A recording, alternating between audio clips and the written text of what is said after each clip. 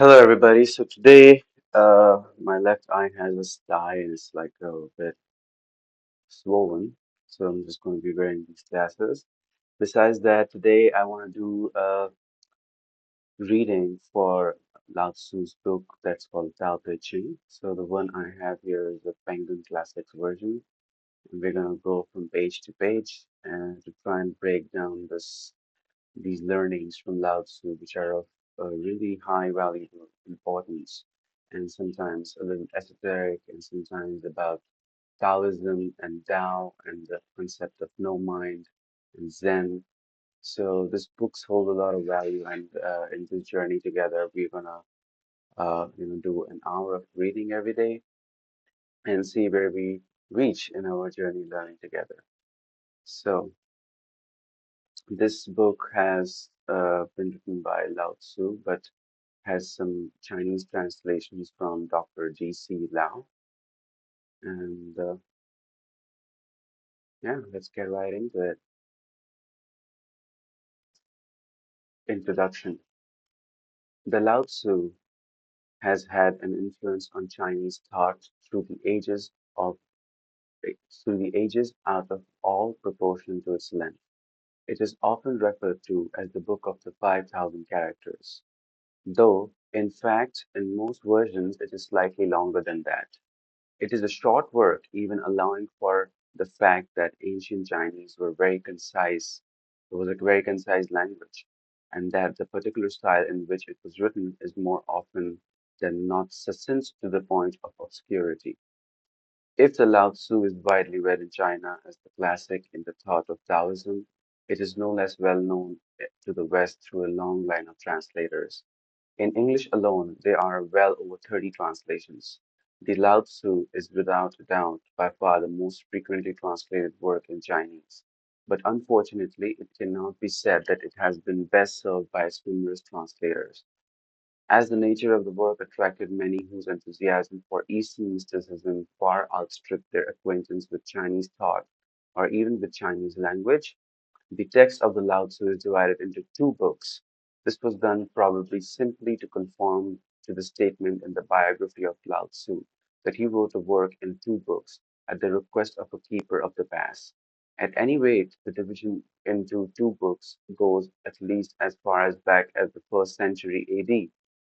We have reason to believe that the present division into 81 chapters, 37 in Book 1 and 44 in Book 2, also goes back to the time by the end of the second century AD. The work was also known by the alternative title of the Tao Te Ching. More specifically, Book 1 was known as Tao Ching and Book 2 as Te Ching. This practice seems to have no more foundation than mere fact that the first word in Book 1 is Tao, while the Book 2 first word discounting the adjective Shang, which has no special significance, is Te. The traditional view is that the Lao Tzu was written by a man named Lao Tzu, who was an older contemporary of Confucius, 551 to 479 BC. The locus classicus of this tradition is that the biography of Lao Tzu in the Shi Qi records of historian, the earliest general of China, written at the beginning of the first century BC by Sua Maqian. Lao Tzu was a native of Shijin hamlet in the Li village of Fuxing in the state of Shu. His surname was Li, his personal name was Er, and he was styled Tan. He was the historian in charge of the archives in Chao. When Confucius went to Chao to ask to be instructed in rites by him, Lao Tzu said, "What you are talking about concerns merely the words left by people who have rotted along with their bones. Furthermore, when a gentleman is sympathy with times, he goes out in a carriage, but drifts with the wind when the times are against him. I have heard it is said that a good merchant hides his store in a safe place and appears to be devoid of possessions, while a gentleman, though endowed with great virtue, wears a foolish countenance. Rid yourself of your arrogance and your lustfulness, your ingratiating manners, and your excessive ambition. These are all detrimental to your person. This is all I have to say to you. On leaving, Confucius told his disciples, I know a bird can fly, a fish can swim, and an animal can run. For that which runs a net can be made. For that which swims a line can be made. For that which flies a corded arrow can be made. But the dragon's ascent into heaven on the wind and the clouds is something which is beyond my knowledge. Today I have seen Lao Tzu, who is perhaps like a dragon. Lao Tzu cultivated the way and virtue, and his teachings aimed at self-effacement. He irked in Shu for a long time, but seeing its decline, he departed. When he reached the pass, the keeper there was pleased and said to him, as you are about to leave the world behind, would you write a book for my sake? As a result, Lao Tzu wrote the work in two books, setting out the meaning of the way and virtue in some 5,000 characters, and then departed. None knew where he went into the end. According to one tradition, Lao Tzu Lao Tzu was also a native of the state of Shu. He wrote a book in 15 PN, setting forth, setting forth the applications of teachings of Taoist school, and was contemporary with Confucius. Lao Tzu probably lived to over 160 years of age. Some even say 200, as he cultivated the way and was able to live to a great age. The 129 years after the death of Confucius, it was recorded by the historian that Dan, the historian of Zhao, had an audience with Duke Xian of Xin, during which he said, in the first instance, Xin and Zhao were united. After being united for 500 years, they separated. But 70 years after, the separation of a great feudal lord is going to be born. According to some, Dan was none other than Lao Tzu, but according to others, this was not so. The word is unable to know. The world is unable to know where the truth lay. Lao Tzu was a gentleman who lived in retirement from the world. The son of Lao Tzu was one by the name of Seung, who served as general in the army of state of Wei and was given the fief of Tuan Khan. Sung's son was Chu. Chu's son was Kung. Kung's great-great-grandson was Chia. Chia was official in the time of Emperor Wen, the Han Dynasty. His son Che was tutor to Ang, Prince of Shaoxi, and as a result made his home in Xi. The followers of Lao Tzu try to belittle the Confucianists, and the Confucianists likewise belittle followers of Lao Tzu. This may be what is meant when it is said that people who follow different ways never have anything helpful to say to one another. Li Er does nothing, and the people are transformed on their own record, remains limpid and still, and the people are rectified of themselves. In the biography of Confucius, in the same work, there is another version of his meetings with Lao Tzu. Nan Kyung Shiu Su of Lu said to the king of Liu, may your servant be granted permission to go to Shao with Confucius. The king of Liu gave him a carriage and two horses, together with one servant, and he went with Confucius to Shao to ask about the rites. It was probably then that they met Lao Tzu. When they departed, Lao Tzu saw them off and said, I have heard that men of wealth and rank make gifts of money, while benevolent men make gifts of words. I have not been able to win either wealth or rank, but I have been undeservedly accorded the name of a benevolent man. These words are my parting gift. They are men with clever and penetrating minds, who are never far from death. This is because they are fond of criticizing others. They are men of wide learning and great eloquence, who put themselves in peril. This is because they expose the evil deeds of others. Neither a son nor a subject should look upon his person as his own. When Su Ma-Chin came to write the biography of Lao Tzu, he found so few facts that all he could do was to collect together traditions about the man currently in his time. He had difficulty even with Lao Tzu's identity. He explicitly suggested that he was probably the same person as Tan the historian.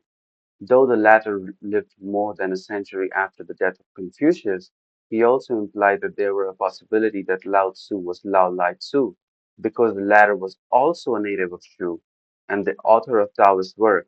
Finally, he identifies Lao Tzu as the father of Tuan Khan Sun, whose descendants were still living in his own time. He expresses his own doubts and misgivings when he says Lao Tzu probably lived to over 160 years of age. Some even say 200, as he cultivated the way and was able to live of great age. He is half-hearted in his identification of Lao Tzu. Then, historian, as he adds, the world is unable to know where the truth lay. When he goes on to say Lao Tzu was a gentleman.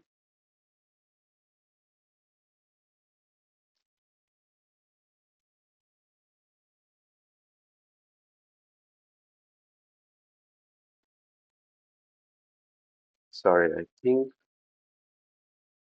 uh,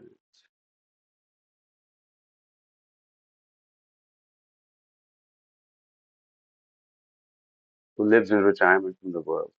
He is tactfully offering an explanation for the lack of reliable information in this biography. Apart from the statement that Lao Tzu's name was Tan, that his native was Shu, there are only two purpose facts of the whole biography. The first is the meeting between Lao Tzu and Confucius, at which Confucius asked to be instructed in the rites.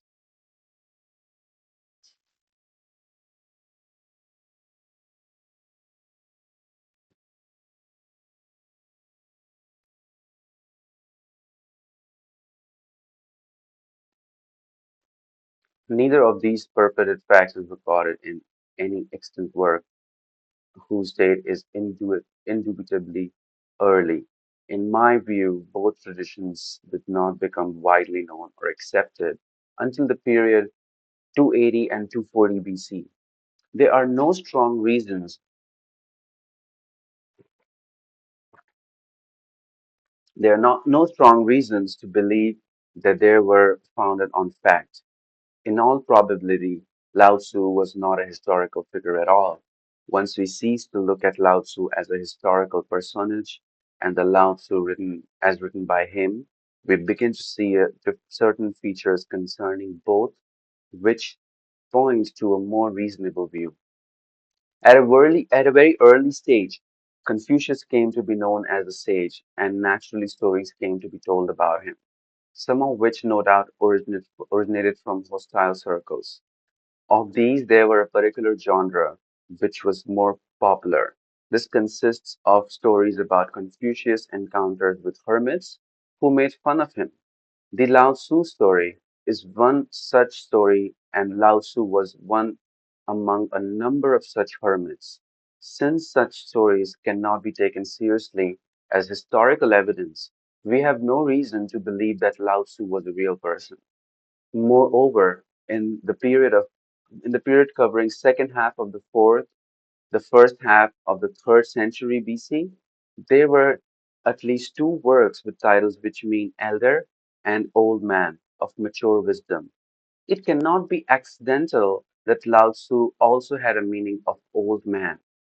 There seems to be a genre of literature in this period to which such titles were given. This is probably because these works consist of sayings which embody a kind of wisdom that is associated with old age.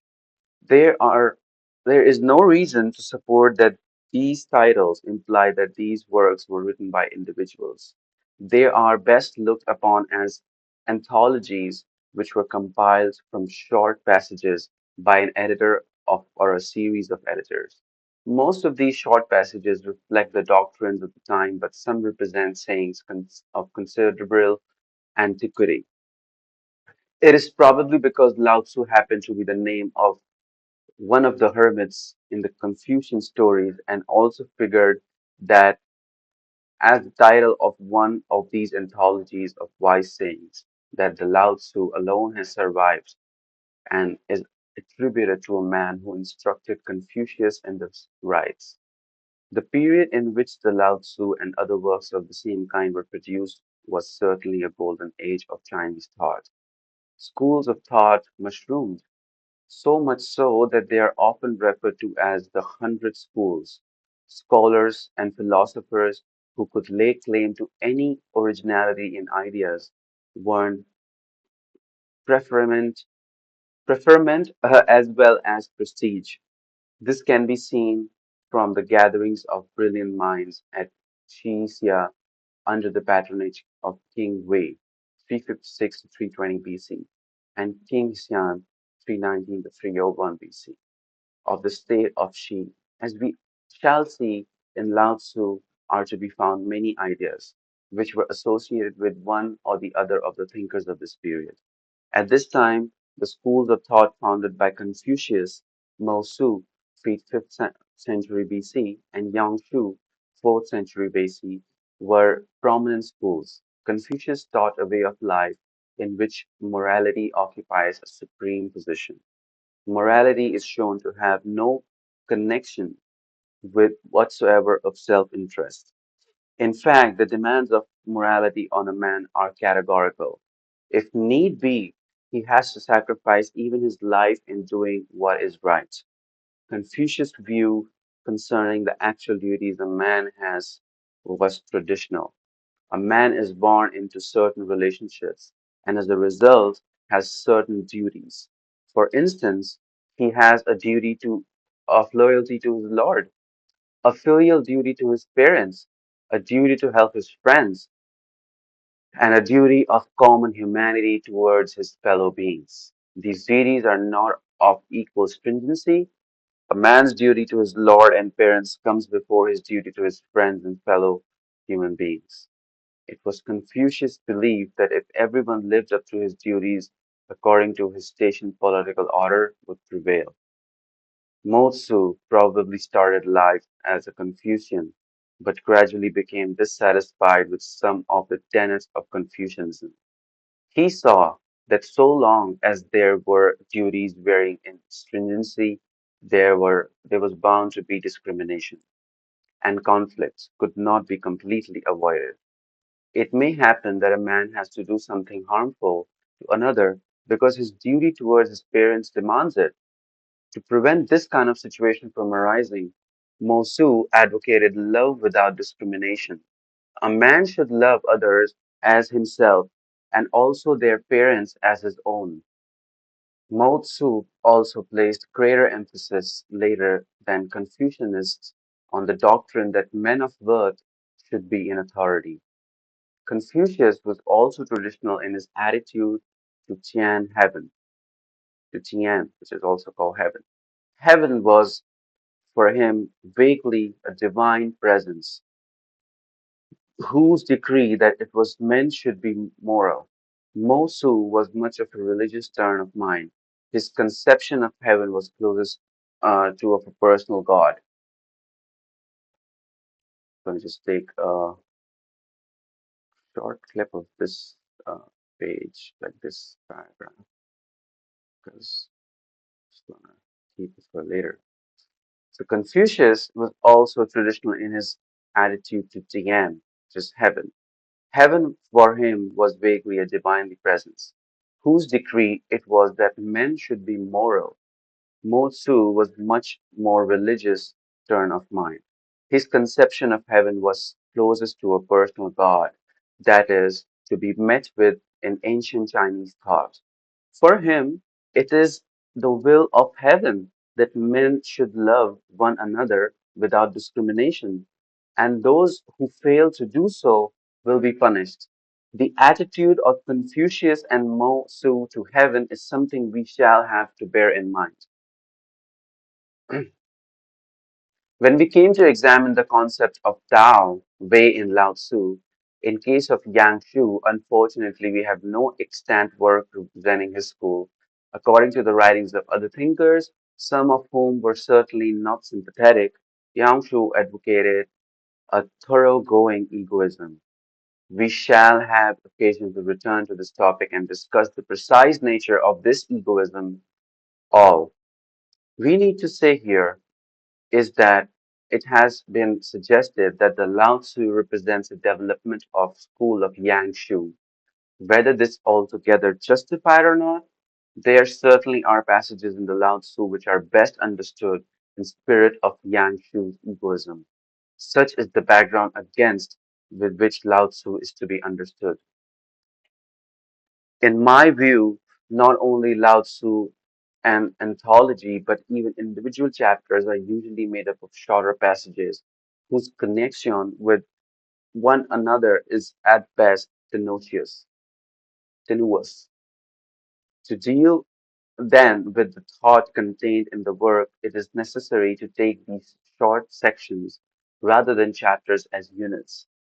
As the work in its preset, in its present form, must have been compiled by a series of editors out of the short sections, it also follows from a review of the work as an anthology that we cannot expect the thought contained in it to be a closely knit system. Though the greater part of the work may show some common tendency of thought, which can be described as Taoist in the broad sense of the term.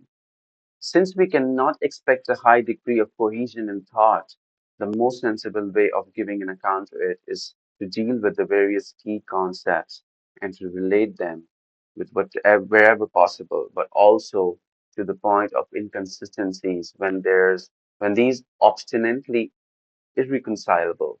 A good way of starting this account is to select those concepts that were from early times associated with Lao Tzu or Lao Tzu in Chinese. There is no linguistic distinction between the two. So it is impossible to know whether it is a man of the book that is referred to when the name Lao Tzu occurs, whether it's the book or the man when the name occurs.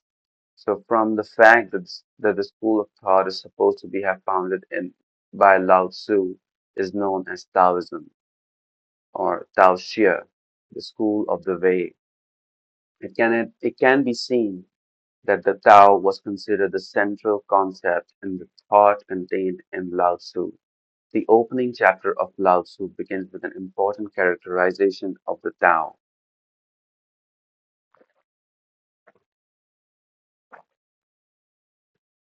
The way that can be spoken of is not the constant way. In other words, the Tao that can be described, cited as authority, and praised is not the immutable way. This is this point is repeated in chapter 32. The way is forever nameless, 72, and again in chapter I don't know what is called in Romans, but the way conceals itself in being nameless, 92. There's no name that is applicable to the Tao because language is totally inadequate for such a purpose. And yet, if the Tao is to be taught at all, some means, no matter how inadequate, must be found to give an idea of what it is like. This is a difficult task, for even the term Tao is not to its proper name, but to the name we use for want of something better. And if we insist on characterizing it in some manner, we can only describe it, not altogether appropriately, as great. It's 25, 56a. The difficulty of finding appropriate language to describe the Tao lies in the fact that although the Tao is conceived of as that which is responsible for the creation as well as the support of the universe, yet the description the Taoist aimed at was a description in terms of tangible qualities, as though the Tao were a concrete thing. It is said in this chapter, the reference given in Romans, I still gotta pick that up, but the way begets one begets two begets three begets the myriad creatures. Although here it is said that the way begets one, the one is, in fact, very often used as another name of the Tao. Understood in this way, we can see that it is the one or the Tao which is responsible for creating as well as supporting the universe. Of old there came to be in possession of the One. Heaven in virtue of the One is limpid. Earth in virtue of the One is settled. God in virtue of the One have their potencies. The valley in virtue of the One is full. The myriad creatures in the virtue of One are alive. Lord and princes in the virtue of One become leaders in empire. It is the One that makes these what they are. The point is pressed home by what immediately follows. Without what makes it limpid, heaven might split. Without what makes it settle, earth might sink. Without what gives them their potencies, gods might spend themselves. Without what makes it full, the valley might run dry. Without what keeps them alive, and the myriad creatures might perish. Without what make them leaders, lords, princes might fall. If this Tao, which is behind the universe, is to be described in physical terms, this is the result. Its upper part is not dazzling, its lower part is not obscure, dimly visible, it cannot be named, and returns to that which is without substance. This is called the shape that has no shape, the image that is without substance. This is called indistinct and shadowy. Go up to it and you will not see its head. Follow behind it and you will not see its rear. And as a thing, the way is shadowy, indistinct, indistinct and shadowy, yet within it is an image, shadowy and indistinct. Yet within it is a substance, dim and dark. Yet within it is an essence. This essence is quite genuine, and within it is something that can be tested. And there is a thing confusedly formed, born before heaven and earth, silent and void. It stands alone and does not change, goes round and does not vary. From these passages, we can see that the entity called Tao existed before the universe came into being. This, for the author, is an absolute, indisputable fact. It has an essence which is genuine, and this genuineness is vouched for by the existence of the universe, which it has produced and continues to sustain. But beyond this, there is nothing we can say about the Tao. The difficulty is indicated by saying that it is shadowy and indistinct, that it is the shape that has no shape, the image that is without substance. In fact, even to say that it produced the universe is misleading. It did not produce the universe in the same way that a father produces a son. Deep. It is like the ancestor of myriad creatures. It images the forefather of God. To say that it is like the ancestor of the myriad creatures and that it images the forefather of God is to say that the Tao produced the universe only in figurative sense. For the difficulty of describing the Tao, there is a traditional interpretation which is quite ancient, but for which there is no explicit support to be found in the Lao Tzu itself. This is based on the conception of opposite terms, as we shall see, play an important part in the thought of Lao Tzu.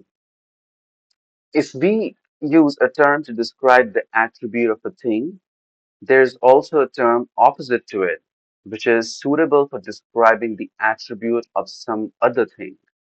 We describe one thing as strong, but also describe another thing as weak. Similarly, for the long and the short, the high and the low, and the conceivable pairs of opposites. Now we wish to characterize the Tao. We have to use such terms, and yet none of them is appropriate. For if Tao is responsible for the strong being strong, it is no less responsible for the weak being weak. It is argued that in order to be responsible for the strong being strong, the Tao must. in some sense, be itself strong also, and yet it would not be true to describe it as strong, because it is equally responsible for the weak being weak. It must, in some sense, be itself weak as well. Thus, we can see that no term can be applied to the Tao because all terms are specific, and the specific, if applied to Tao, will impose a limitation on the range of its function. And Tao that is limited in its function can no longer serve as the Tao that sustains the manifold universe. There is no actual textual support for such an interpretation in the Lao Tzu, but in all fairness, it ought to also be pointed out that there is nothing in the text which is inconsistent with this interpretation either. Whether this is the correct interpretation of the original intention of Lao Tzu or not, it is a possible one and has the merit of being interesting philosophically. It forms a striking contrast to the type 1 of metaphysical reasoning in the Western tradition, of which Plato is a prominent example. According to Plato, the objects of the sensible world are unreal, and to the extent that it can be said at the same time of any one of them that it is both A and not A. There is no object in the world, no matter how round, of which we cannot say at the same time that it is not round. Therefore, it fails to be fully round. And so, truly real, the forms, on the other hand, are truly real because it is nonsense to say the form of roundless that it is not round.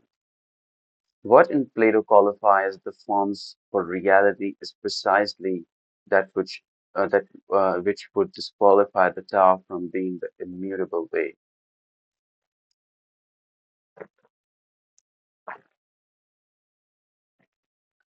Plato's view Plato's view results in a plurality of forms, each distinct in chapter from all others, while in the Taoist view there can be and is only one Tao. The advantage seems to rest with the Taoists, as Plato was, in the end, unable to rest satisfied with the plurality of forms and had to bring in the form of the good as a unifying principle. Though how this unification was contrived is not at all clear. Again, Plato's insistence that of anything real we must be able to make a statement to the exclusion of its contradictory seems to stem from his assumption that the totally real must be totally knowable. Here, once more, the Tao takes the opposition position and looks upon the Tao as unknowable. As before, the advantage seems to rest where there is no reason for us to assume that the totally real is totally knowable, particularly when the real is thought of as transcendent. The only drawback in saying that the real is unknowable is that it follows from this the truth must also be ineffable. And this the Taoist is quite prepared to accept. There may be some doubt whether the interpretation just set out was the one intended in Lao Tzu.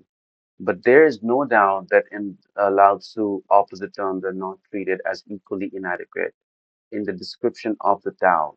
If we take pairs of opposite terms like something and nothing, the high and the low, the long and the short, and so on, we can have two classes, each comprising of one of the two terms in each pair. We can call something the high and the long in the higher terms, and nothing the low and the short and the lower terms. It is clear that in the Lao Tzu, the lower terms that are thought of as far more useful or at least far less misleading as descriptions of the Tao. For instance, nothing is often used to indicate the Tao. The myriad creatures in the world are born of something and something from nothing. chapter 11, 89. We can easily understand why lower terms are preferred for these terms are very often expressed in a negative form, and the negative terms have not the same limiting function that positive terms have. And as we have seen, it is the limiting function that makes specific terms unfit for describing the Tao. Besides nothing, there are other lower terms which are important in the Lao Tzu, but we have to return to them later on. For the time being, it is the use of nothing as an indication of the nature of the Tao that learns, interests, that interests us. And for this part, the parcel of the difference between. Sorry. For this is the part and parcel of the difference between the Taoist view and the philosophical views we find in the West. In the Western tradition, up to the beginning of the present century, at least, it has generally been assumed that only what exists can be real. So much so that when at one time universals were denied existence, an ad hoc substance had to be invented to give them reality. With the Taoists, however, whatever has existence cannot be real, for whatever exists also suffers from the limitation of the specific. Hence, it is thought far less misleading to say of the Tao that it is like nothing, though strictly speaking, the Tao can be no more like nothing that it is like something. The conception of the Tao as the creator of the universe is interesting because, as far as we know, this was an innovation of the Warring States period, and the Lao Tzu is one of the works where it is to be found. Traditionally, the role of the creator belonged to heaven, as Tian. This was so from the earliest times. Heaven was the term used in the earliest extant works, the Book of Odes and the Book of History. It is the term used in Analects of Confucius and the Monk Su, and continue to be used in Mencius and even like Sun Tzu, sorry if my translation is not correct, but where under the influence of Taoist thought, the term had undergone a significant change in meaning. What is interesting is that even in the Shuangzi side by side with the Tao, heaven continued to be a key term. This can be seen from the remark in Yun Su, chapter 21, and that Xiangzu was prevented from realizing the significance of man because of his obsessions with the significance of heaven. And this is born out of the impression one gets in reading Xiangzu, where heaven is certainly one of the most important concepts, if not most important. In these works, where the concepts of heaven remain central, the term Tao is always used in the sense of the way of the something.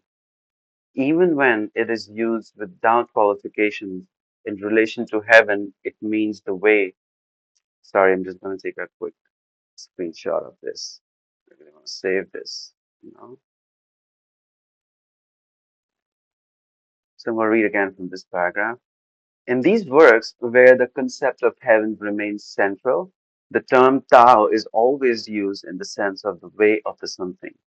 Even when it is used without qualifications, in relation to heaven, it means the way the heaven follows, and in relation to the man, it means the way that he ought to follow, whether it be in leading of his own life or in governance of the state. In the Lao Tzu, the Tao is no longer the way of something, but a completely independent entity, and replaces heaven in all its functions. But the Tao is also a way the way followed by the inanimate universe as well as by man. As a result, in reading the Lao Tzu, one sometimes gets the feeling that the line is blurred between the Tao as an entity or the Tao as an abstract principle which is followed. These are two confused because these two are confused because they share in common the characteristics of transcending the senses. This is the confusion not unlike the one mentioned in chapter 14. What cannot be seen is called the evanescent. Hang on, this I really need to learn how to pronounce this word. Just gonna have a Google. I don't want to. Maybe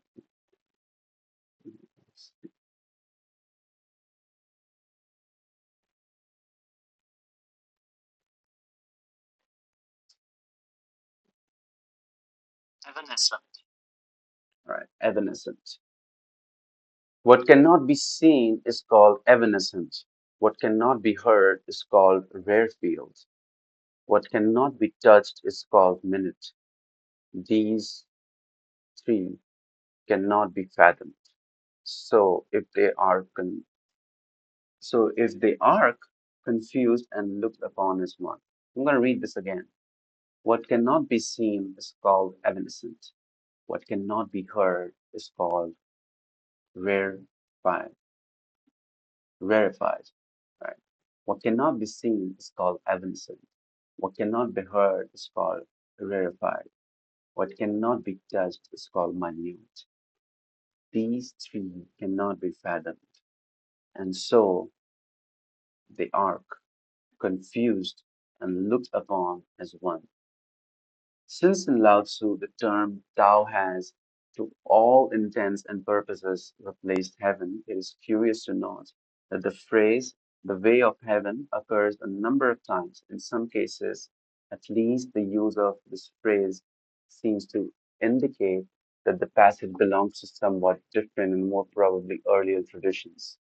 Apart from two uses in chapter 9 and the chapter mentioned here, which are not typical. The phrase occurs only in the last 10 chapters, in some of which the ideas contained seem to be contrary to the view taken of the Tao in Lao Tzu generally. In chapter this, we find it is not the way of heaven like stretching of a bow. The high, it presses down. The low, it lifts up. The excessive, it takes form. The deficient, it gives to. It is the way of the heaven to take from what has in excess in order to make good what is deficient. Then in chapter this, it is the way of the heaven to show no favoritism. It is forever on the side of the good man. In these passages, heaven is conceived of as taking an active hand in redressing the iniquities of this world. It is always on the side of the good and the oppressed. This runs contrary to the view of the Tao, generally to be found in the book as something non-personal and amoral. In replacing the concept of heaven by the Tao, although the Lao Tzu sets itself apart from the most ancient works, including to some extent even the Zhu, it is by no means unique. In this respect, it shows a certain affinity with a group of chapters 12, 36 to 38 and 49 in the Zhu, another work probably of the same period, which is also an anthology of early writings. These chapters have in recent years been considered by some scholars as representing the teachings of the school of Sung Kyan and Yin Wen. Sung Kyan is certainly mentioned both in Manichaeist and Zunzu, and is probably the same as the Sun Tzu mentioned in the Zhangzu. There is no doubt that in his strong opposition to war and his attempt to persuade people that they do not, in fact, desire much, he was very close to the Mohist school. Yet in the bibliographical chapter of Han Shu, History of the Western Han Dynasty by Pang Ku, 8032 to 92, the comment on Sung Kyan is that he advocated views of Huang and Lao, in other words, Taoist views. This seems to be an indication that there was some connection between early Tao schools and the later Mohists. Although in the Lao Tzu, the Tao which replaces heaven has ceased to be an intelligence and to be moral. Nevertheless, the Lao Tzu continued in the tradition that the man should model his behavior on heaven. Only here he is urged to model himself on the Tao. In order to do this, we must first find how the Tao functions. Although the Tao is said to leave nothing undone by resorting to no action, there are indications of how it works. Turning back is how the way moves. Weakness is the means the way employs. Turning back is how the way moves. Weakness is the means the way employs. This sums up the way the Tao functions. That weakness and other kindred concepts are important in the Lao Tzu can be seen from the way the thought of Lao Tzu is summed up in two words. In the Lit Shi Shun Shu Xian, chapter 17.7, it is said that Lao Dan valued the submissive Zhu, while in the Hun Su, chapter 17, it is said that the Lao Tzu value of the bent, but not that of the straight, the weak, the submissive, the bent. These are the important concepts in Lao Tzu because these are the qualities the Tao exhibits. The moment of the Tao is described as turning back. This is usually interpreted as meaning that the Tao causes all things to undergo a process of cyclic change. What is weak inevitably develops into something strong. But when this process of development reaches its limit, the opposite process of decline sets in. And what is strong once again becomes something weak, and decline reaches its lowest limit, only to give the way once more to development. Thus, there is an endless cycle of development and decline. There's further theory concerning the submissive and the weak, which is equally prominent in the Lao Tzu. The submissive and the weak overcome the hard and the strong. Again, this is usually given a cyclic interpretation, which links up with that of theory of change. The weak overcomes the strong, and in doing so, becomes strong itself, and so falls victim to turn into to the weak. The whole interpretation seems to be reasonable enough at first sight, but as soon as we look more carefully into the value of the submissive and the weak, we become aware of certain difficulties. The precept in the Dai, Lao Tzu, is that we should hold fast to the submissive. But is the precept tenable if the cyclic interpretation is correct? If we are exhorted to hold fast to the submissive, because in the conflict between the hard and the submissive, it is the latter that emerges triumphant. Is it not this triumph short lived if the submissive becomes hard in the hour of his triumph? This, if true, would make it impossible to put the precept into practice. Moreover, if change is cyclic, and a thing that reaches the limit in one direction will revert to the opposite direction. And then precept is both useless and impracticable. Just going to click a screenshot of these two. It's really beautiful pieces of text. And I'm just able to relate this so much to my other readings. So I will, of course, share as we go on. It is Okay. It is useless if both development and decline are inevitable. Just to be sure that I'm reading the right page.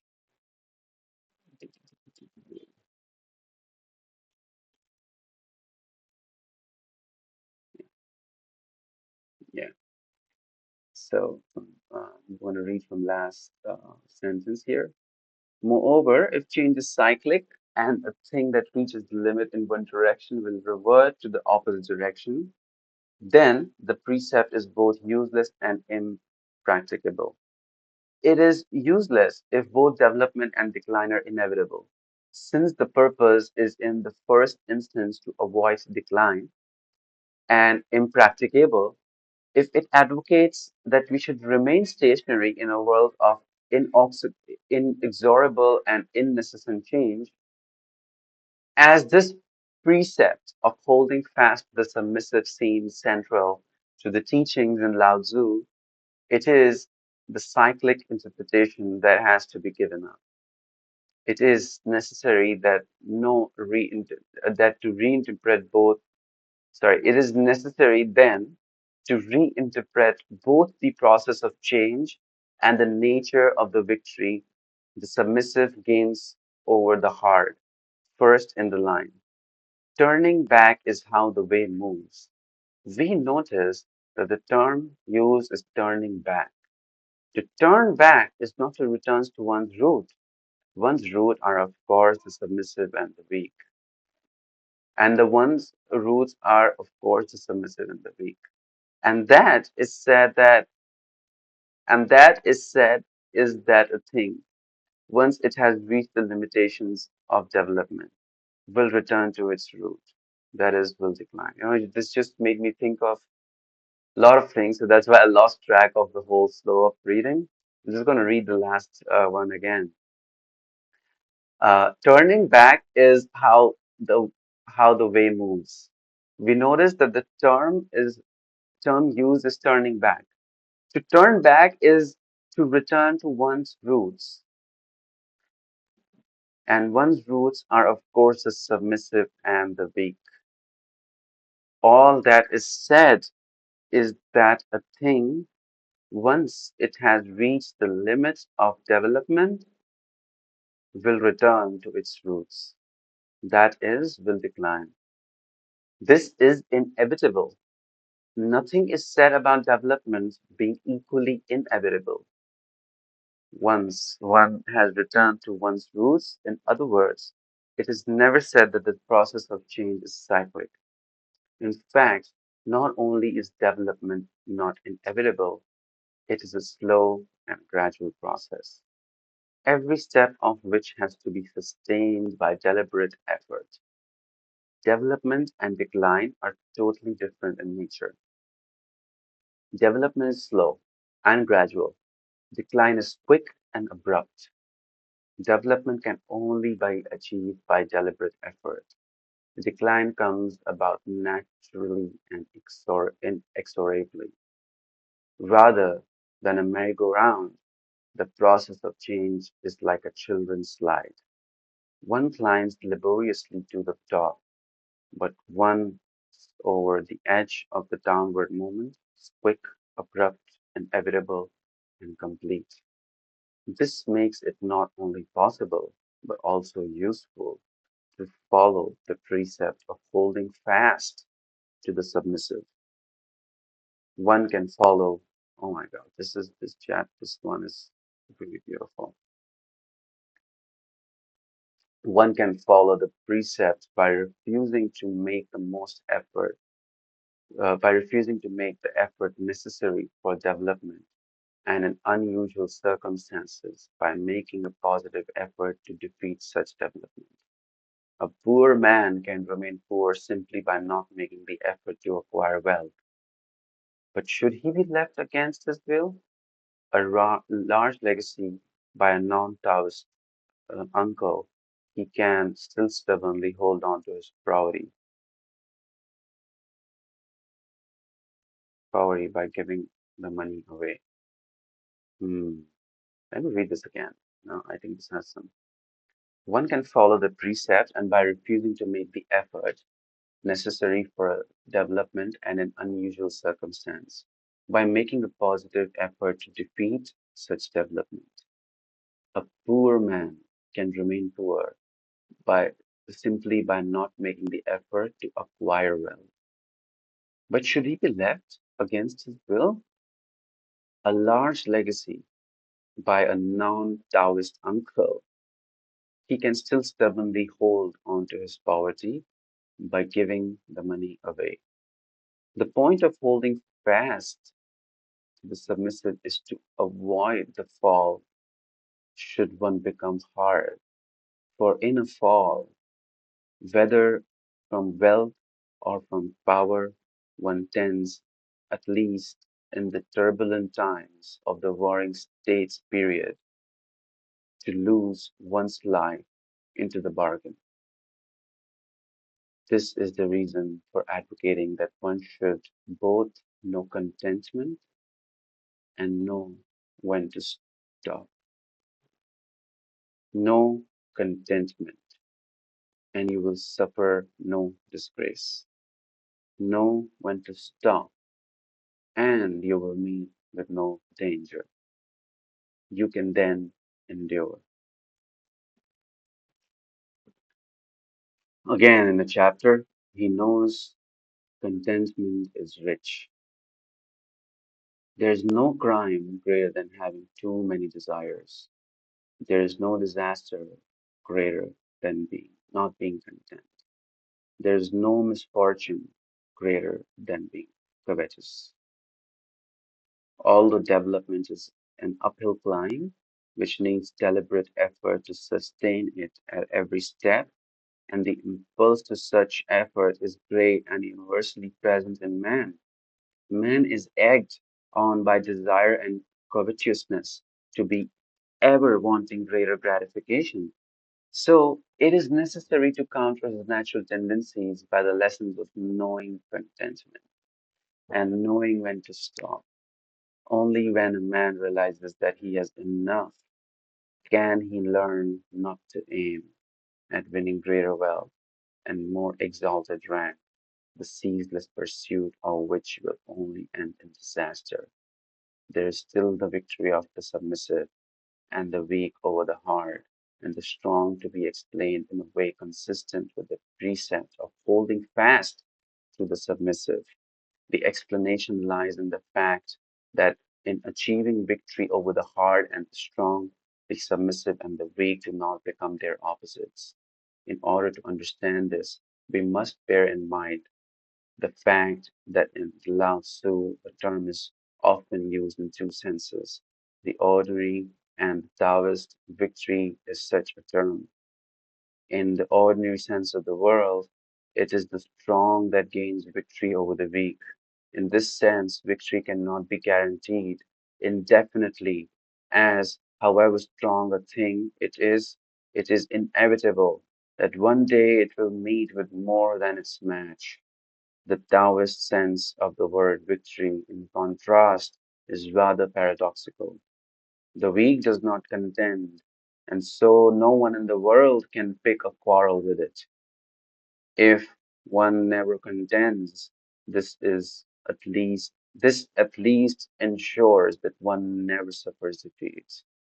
One may even wear down the resistance of one stronger opponent by this passive weapon of non-contention, or at least wait for him to meet with defeat at the hands of someone stronger. It is in the sense that the submissive and the weak gain victory over the hard and the strong. Let me read this again. The Taoist sense of the word victory, in contrast, is rather paradoxical. The weak does not contend, and so no one in the world can pick a quarrel with it. If one never contends, this at least ensures that one never suffers defeat. One may even wear down the resistance of one's stronger opponent by this passive weapon of non-contention, or at least wait for him to meet with defeat at the hands of someone stronger. It is in this sense that the submissive and the weak gain victory over the hard and the strong. To hold fast to the submissive is called strength. The virtue of non contention enables a man to defeat his enemy without joining issue. There are many passages in praise of this virtue of non-contention. It is because he talks not to contend that no one in the empire is in a position to contend with him.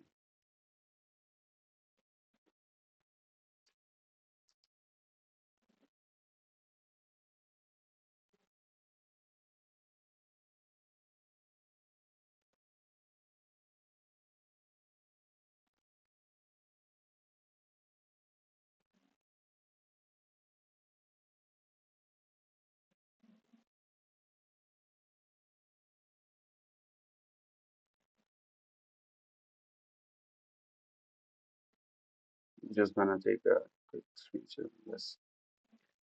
So I'm gonna read from here again. It is because he does not contend, no one in the empire is in a position to contend with him. I'm just gonna-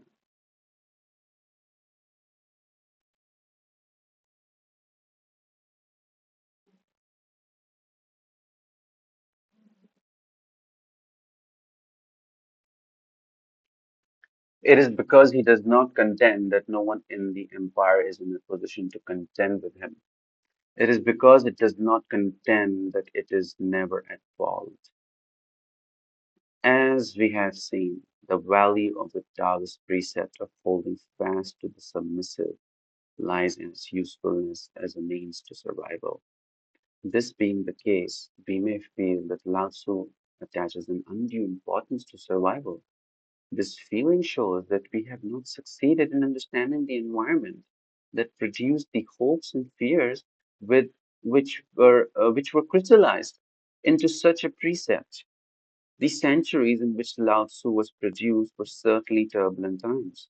China was divided into a number of states, to all intents and purposes autonomous, constantly engaged in wars of increasing scope and ferocity with one another. For the common man, survival was a real and pressing problem. It was to the solution of this problem of survival much of the wisdom of Lao Tzu was directed. To the Taoist, he who lives out his days has had a long life.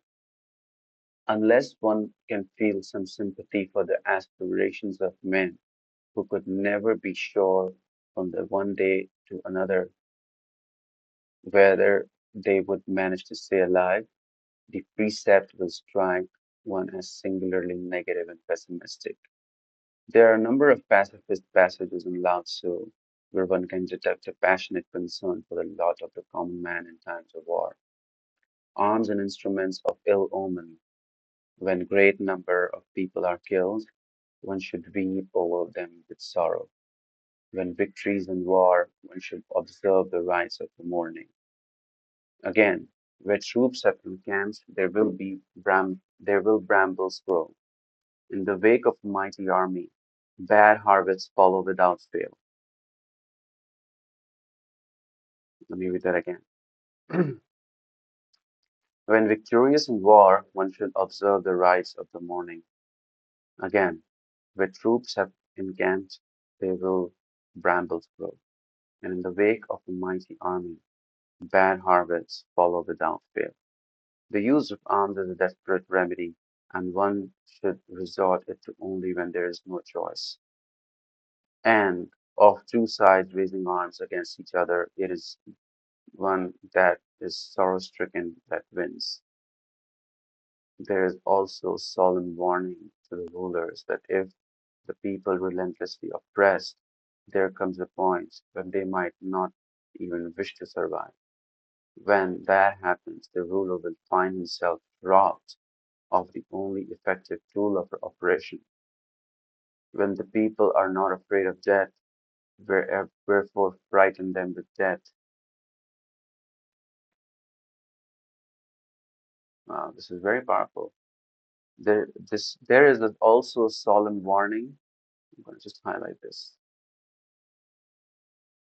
There is also a solemn warning to the rulers that if the people are relentlessly oppressed, there comes a point when they might not even wish to survive. When that happens, the ruler will find himself robbed of the only effective tool of oppression. When the people are not afraid of death, wherefore frighten them with death? Moreover, if the time ever comes when people are no longer fear death, then something terrible will happen. And it will not be the people alone who will suffer. The ruler will perish with them. When the people lack a proper sense of awe, then some awful visitation will descend upon them. When the people lack a proper sense of awe, then some awful visitation will descend upon them. In its concern for the common man, the Lao Tzu shows some similarities to the works of Hobbes, who, in his own way, was equally preoccupied with the problem of survival, as can be seen from opening remark in his autobiography that his mother gave birth to twins, himself and fear. But if the motive of fear is the same, solution offered totally different. In his Leviathan, Hobbes sets out to devise a political system that would offer. I'm just gonna highlight this because future read.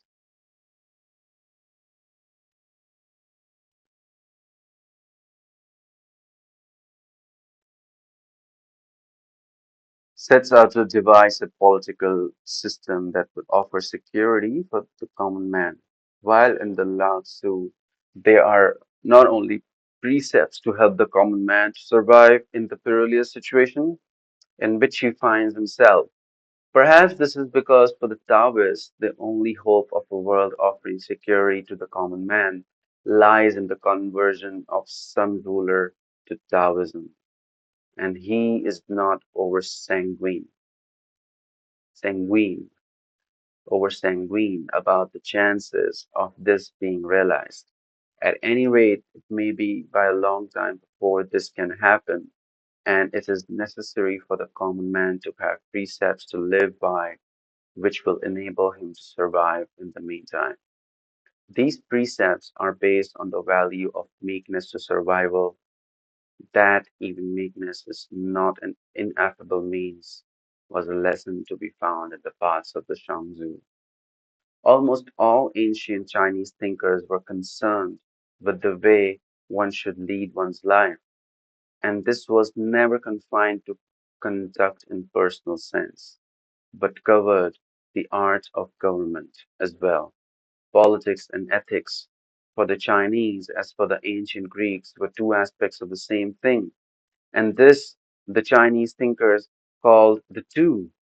One who has the two will, in the words of the Hianxia chapter Zhangzu, be inwardly a sage and outwardly a true king.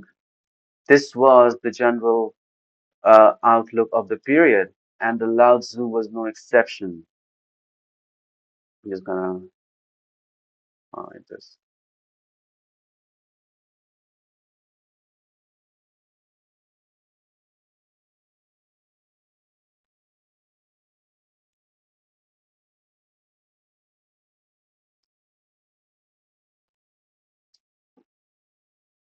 This was the general outlook of the period, and the Lao Tzu was no exception.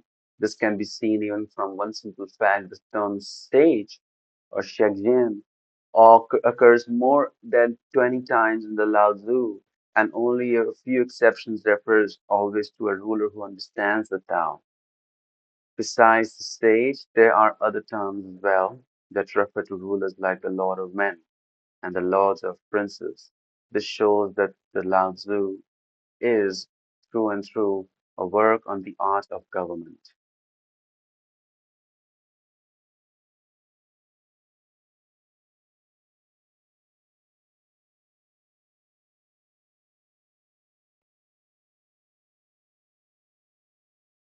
The sage is first and foremost a man who understands the Tao.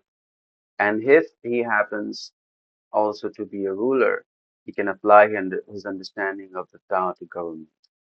The knowledge of the Tao makes a sage a good ruler because the government of the people should be modeled on a way of the myriad creatures in the universe are ruled by the Tao. We have seen that the term nothing, Wu, sometimes used for the Tao, because if we must characterize the Tao by one of a pair of opposite terms, the negative is preferable because it is less misleading. It follows that as nothing is preferable to something, so other negative terms to this positive opposites. Two of these negative functions are central to the Taoist theory of the function of the ruler. The first is Wu Wei, and the second is Wu Ming. Wu Wei literally means without action, and Wu Ming without name. These terms came to be coined probably because they are phrases in which Wu was not to have, and so nothing formed the first element. This does not mean that the connection between Wu Wei and Wu Ming, on the other hand, and Wu, on the other, is purely a linguistic one. They are like Wu, negative terms. What makes Wu a suitable term for describing the Tao makes these terms suitable as well to say of the Tao that it acts to its limit of effectiveness. Because merely by doing some things, it must be implication, leave the other things undone.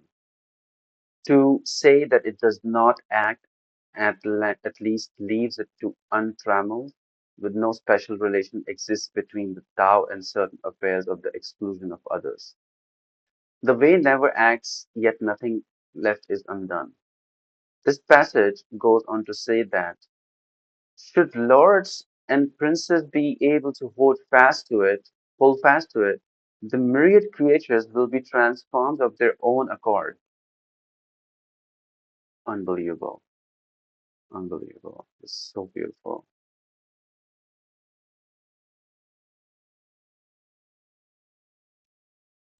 The way never acts, yet nothing is left undone. This passage goes on to say that should lords and princes be able to hold fast to it, the myriad creatures will be transformed of their own accord. This is a clear statement that the ruler should model himself on the two. The follow of the policy of resorting to no action. The reasons for this policy are never very clearly stated, but some indications are given. Whoever takes the empire and wishes to do anything to it, I see, will have no respite. The empire is a sacred vessel, and nothing should be done to it. Whoever does anything to it will ruin it. Whoever lays hold of it will lose of it. Again, governing a large state is like boiling a small fish. In both passages, we see that the state or the empire a delicate thing that can be ruined by the least handling, or a sacred vessel which must not be tampered with. The empire is as much as part of the natural order as the world of inanimate objects, being pair of the natural order, will run smoothly as long as everyone follows his own nature. To think that one can improve on nature by one's petty cleverness is profanity. The natural order is delicately balanced. The least interference on the part of the ruler will upset this balance and lead to disorder. The ideal state of Taoist is one in which the people are innocent of knowledge and free from desire. By desire, here it is not meant desire for basic necessities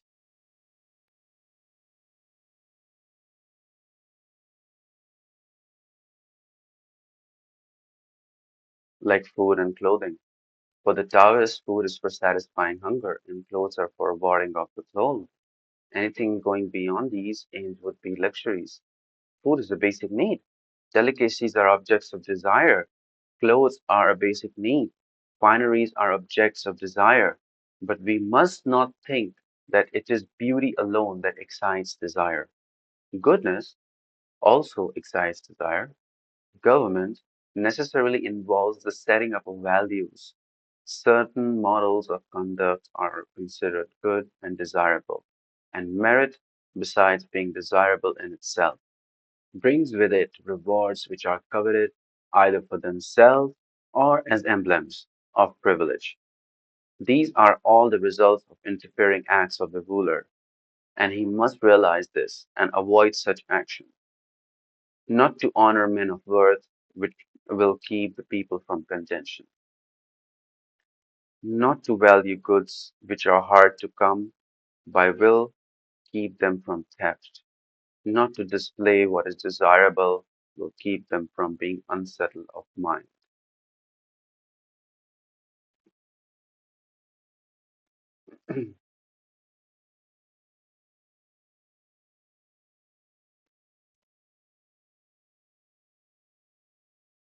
Not to honor men of worth will keep the people from contention. Not to value goods which are hard to come by will keep them from theft. Not to display what is desirable will keep them from being unsettled of mind. The opening phrase in this passage is a direct attack on the doctrine of honoring men of worth, which was a basic tenet in the Mohist theory of government, but which was also advocated by later Confucianists. Desire is a sense of secondary knowledge on which it is dependent. It is through the knowledge of what is desirable that desire is to be exhibited.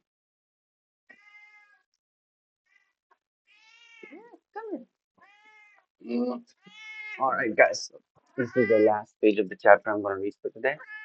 And after that, we're going to end this video. Desire, in a sense, is secondary to knowledge on which it is dependent. It is through the knowledge of what is desirable that desire is excited. It is also through the knowledge that new objects of desire are devised. It is for this reason that knowledge and clever come in from constant scripture. If the Taoist philosopher could have visited our society, there is no doubt that he would have considered popular education and mass advertising the twin veins of modern life. This one causes the people to fall from their original state of innocent ignorance. The other creates a new desires for objects no one would have missed if they had not been invented. The task of the ruler then is to avoid doing anything so that the people will not gain new knowledge and acquire fresh desires. Of old, those who excelled in pursuit of the way did not use it to enlighten the people, but to hoodwink them. The reason why the people are difficult to govern is that they are too clever. Again, in governing the people, the sage empties their minds but fills their bellies, weakens their will, weakens their wills, but strengthens their bones. He always keeps them innocent of knowledge and free from desire, and ensures the clever dare to act.